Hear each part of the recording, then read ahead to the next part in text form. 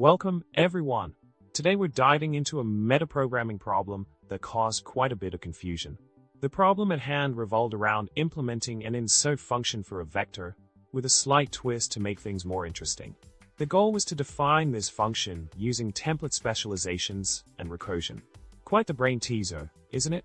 Now, let's delve into the solution provided by our intrepid coder.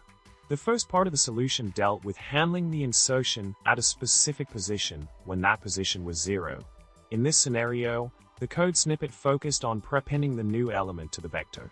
This straightforward approach aimed to cater to the needs of the base case when the insertion position was at the beginning of the vector. Moving on to the next segment of the solution, the focus shifted towards the recursive aspect of the insert function. Here, the code snippet addressed scenarios where the insertion position was not at the beginning of the vector. By defining the recursive call to insert with a decrement position value, the code elegantly handled the insertion logic while maintaining the integrity of the original vector structure. Lastly, to tie it all together, the final piece of the solution introduced the use of std.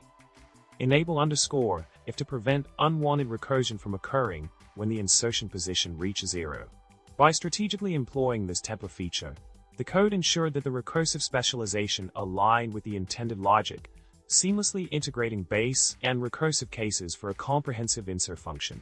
In summary, we've explored a challenging metaprogramming problem and dissected a solution that elegantly combines base cases, recursion, and template specialization to achieve the desired functionality. It's been a journey of learning and problem solving, and we hope you've enjoyed unraveling the intricacies of this coding conundrum.